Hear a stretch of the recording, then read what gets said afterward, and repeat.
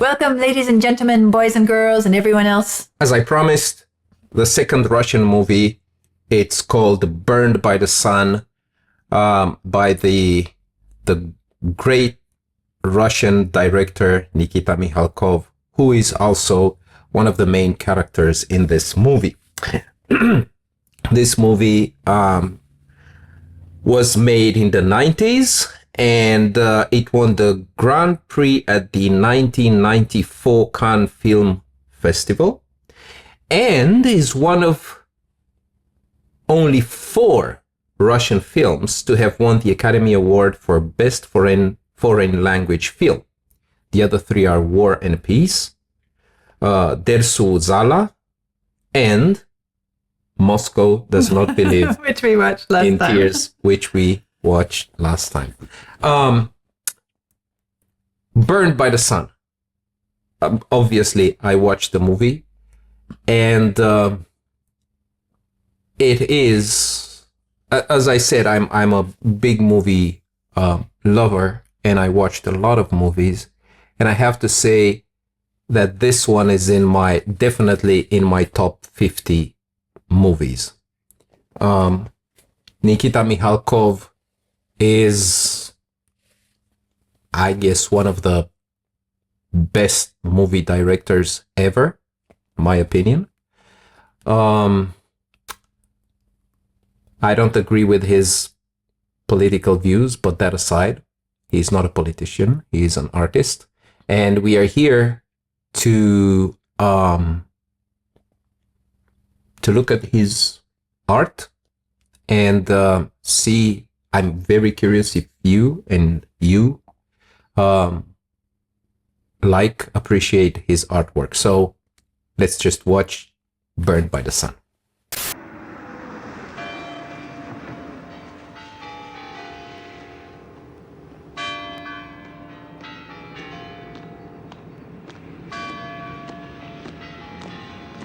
Well, I would say this one felt very much like a Russian work of art, whether it be a piece of music or a literary work. Well, now we're looking at visual arts, movies. And somehow I feel like I wish that I could compare it to a piece of music or some Russian novel or something, and I can't think of one specifically, because even though I feel so strongly that it's in that category, that the way it handled the story, the subject matter, the conclusion of it all, it's so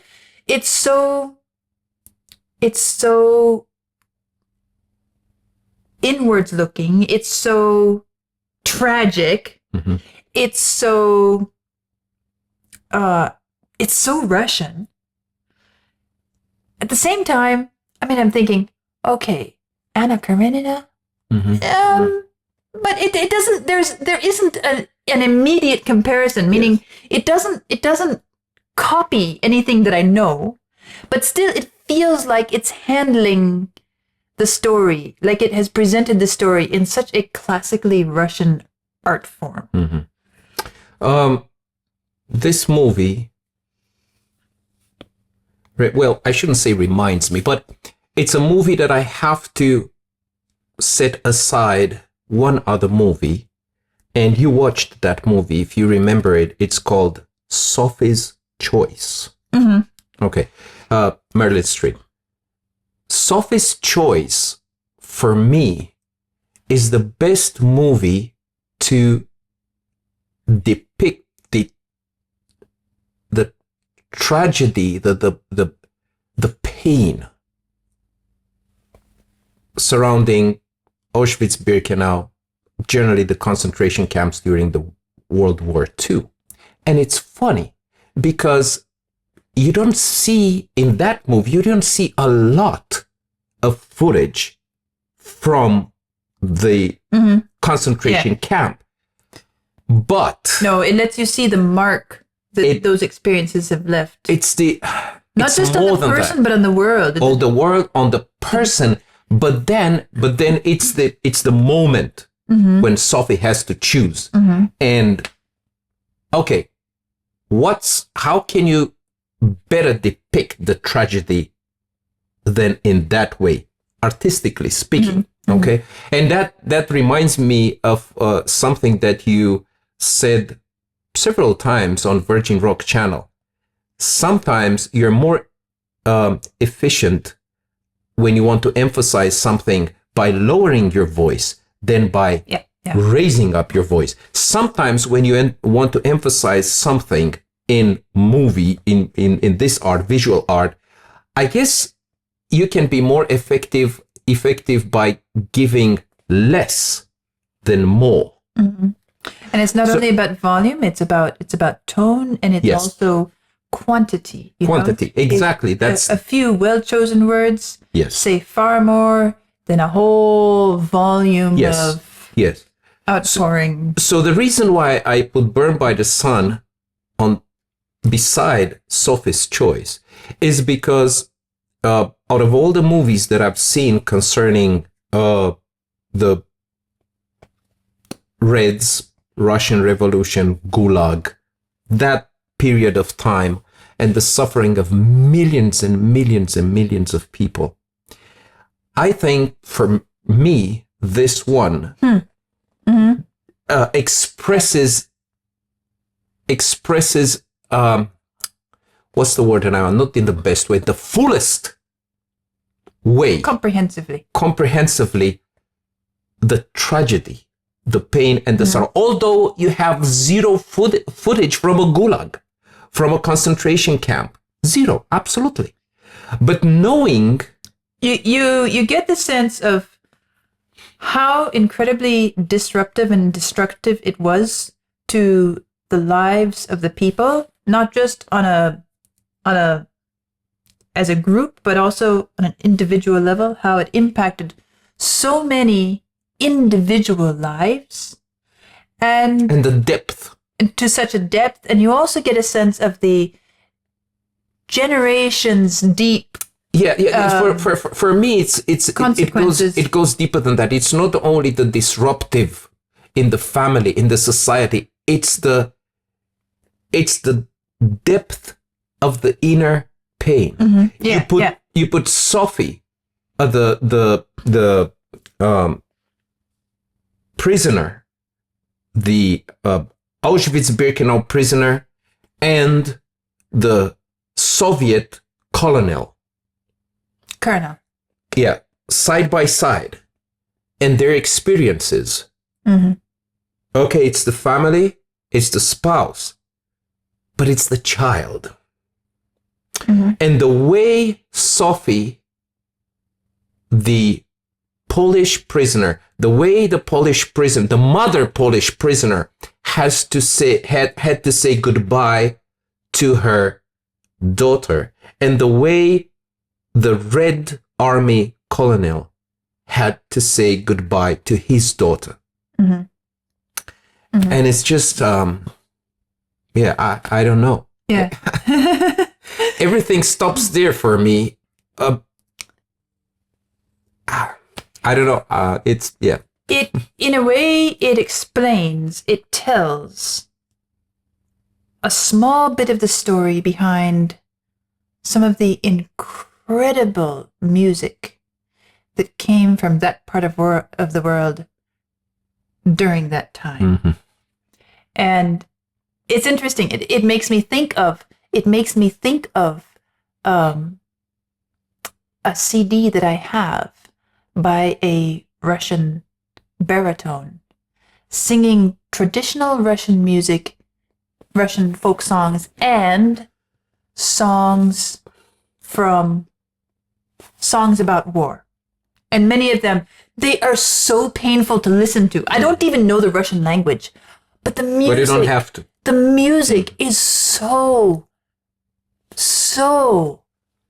tragic and painful, and you can just hear the cry of the millions. Yeah, because it's the product of the spirit of the Russian people. Now my mind is still working. Thinking about, again, Sophie's Choice and Burned by the Sun, Sophie was confident in her identity. That's why she stopped the German officer. She said, "Sir, this is a mistake.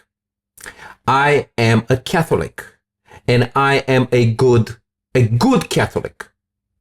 And I know German language. My father was a translator for the Reich, and so on and so forth." She had confidence. She's like, this is just a mix-up. And we this is we can set this straight. Let's get ourselves out of here. Yeah, let's just exactly. And he had the same sort of idea. He had the same. He said, "No problem, no problem. Stalin knows me personally. We are comrades." That's why at one point, if you remember, you see the photo of both of them. But then when he steps in the car, then he starts to say, "Do you know this phone number, such and such for that? This is directly to Stalin," and so on and so forth. And then he realizes that these guys are not impressed. Yeah. And then he realizes that, wait a minute, Stalin himself ordered this. Yeah. And then he starts sobbing and crying. He realizes it's over. So with Sophie, he realized, wait, this doesn't matter. Yeah. My identity doesn't matter. Nothing makes sense.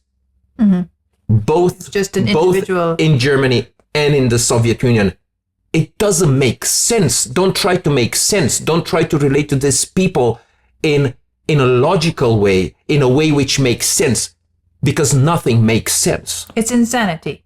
Nothing makes sense. Yeah. It is such a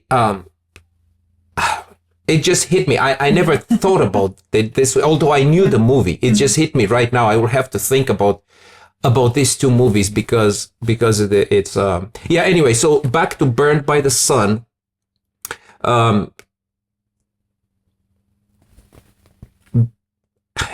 story is amazing, but then knowing that it was a real event, it makes everything even more tragic. As I said, the telling of it, the way it was told, fits right into the classic Russian art stuff, whether it's literature or music or anything else. It tells it in such a way that you feel like it belongs there. Even simple things like at the end. Okay, you see the final scene. He's in the bathtub and he's bleeding out, and then you see that sun blazing through, and you start to understand a bit more of the symbolism of that. And then when all of that is done and over, and you finally see the little text that tells that what became of each of them. Yeah, Mitya did this, and finally you see this movie is dedicated to all. And even that little dedication feels so significant and so much a part. It's like it is the whole reason for the entire work. It is the soul of the entire movie, really. Just that simple text across the screen. All those who were burnt by the sun of revolution or something like that. Revolution. Yeah. Now, okay. Now let's talk about the movie a bit, like the way it has been done, because I think Nikita Mikhalkov, again, I think is one of the best directors, and as an actor, he did an amazing job. The dynamics between him and the little girl. Oh yeah. It's so perfect. Remember when they were both floating on a little river. Yeah. And they're saying, "Oh, if we could just live like this forever." And then the little girl said, "And with Mama, of course, and with Mama, of course." It's just, it gives you, it manages to give you this idealistic picture in such a vivid and yet realistic way. Yeah. It's beautiful. It's absolutely beautiful. Of course, as any Russian movie, as we said with Moscow Does Not Believe in Tears, the dialogues, because you don't have a lot of action. You don't have a lot of action. But the dialogue, they go places, which, okay, it doesn't matter. It's irrelevant. Oh, yes, it's irrelevant to the main storyline. But look at the movie as it fills out the picture. Piece of art. Artwork, an artwork. It colors the picture. Yes. Yeah. Yes, it's,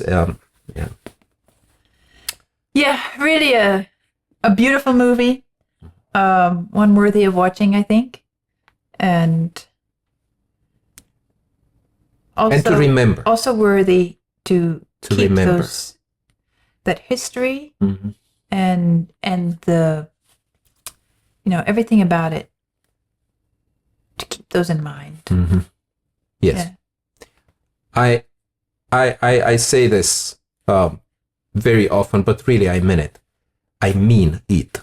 I'd really love to know what you think about this movie. Yes, I don't know very well.